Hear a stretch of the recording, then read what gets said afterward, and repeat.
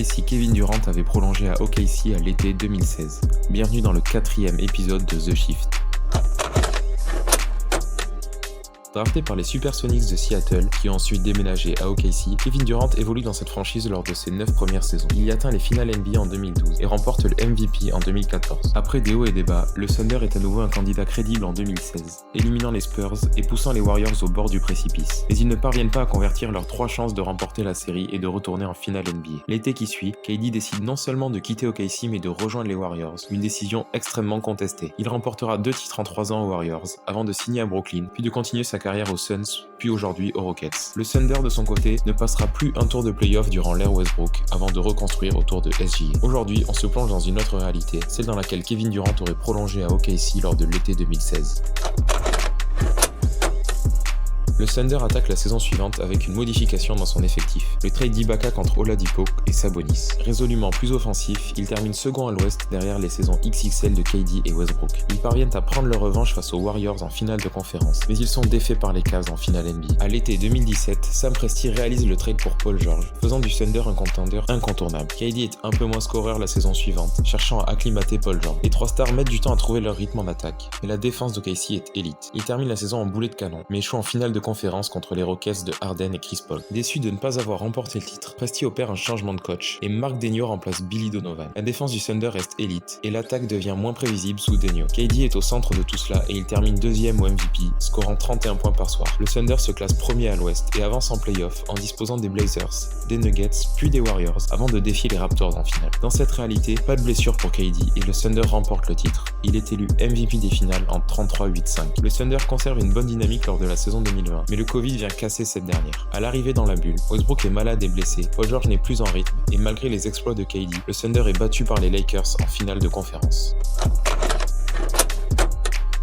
OKC paye énormément de taxes et KD est free agent à l'été suivant. Il est également frustré par les playoffs de la bulle et il décide de changer d'équipe. Il décide de rejoindre le Heat de Miami, récent finaliste NBA, construit autour de Jimmy Butler et le jeune Bam Adebayo. Pour sa première saison à Miami, il subit quelques blessures, comme Butler, et le Heat se place 5e à l'Est. En playoff, il passe un tour avant de tomber contre les Bucks. Lors de la saison 2022, de nombreux role-players émergent à Miami. KD tourne à 28 points par match, avec une efficacité énorme dans l'attaque de Spoelstra. Miami remporte l'Est contre Boston, puis le titre NBA face aux Warriors en finale. Butler et Adebayo sont énormes, mais c'est bien KD qui repart avec le MVP des finales, avec 31 points de moyenne. L'année suivante, le Heat réalise une moins bonne régulière. Les stars sont à nouveau blessés, mais en playoff, tout clique. À l'Est, ils éliminent notamment Bucks et Celtics pour retourner en finale NBA. Mais la marche est trop haute face aux Nuggets, et ils tombent en 6 matchs. KD joue à peine 60 matchs en 2023-2024. Si le Heat reste persuadé d'encore pouvoir faire un gros run en playoff, ils partent cette fois de trop loin, et sont éliminés en demi-finale de conférence par les Celtics, 4-1.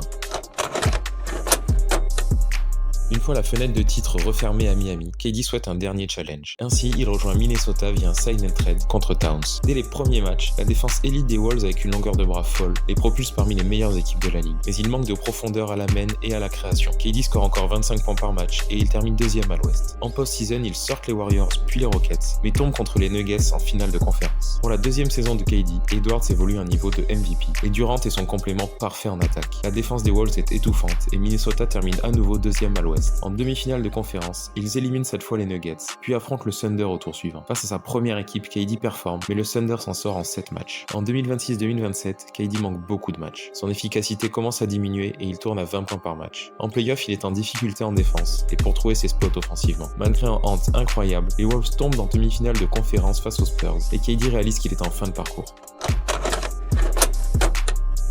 Durant prend sa retraite dans la foulée avec 2 titres NBA et 2 Finals MVP, en plus de son MVP de 2014. Si son palmarès ne change pas dans cette réalité alternative, ce qui change en revanche, c'est la manière dont il est perçu et respecté par les fans NBA. Si tu as aimé ce contenu, retrouve-en d'autres sur ma page.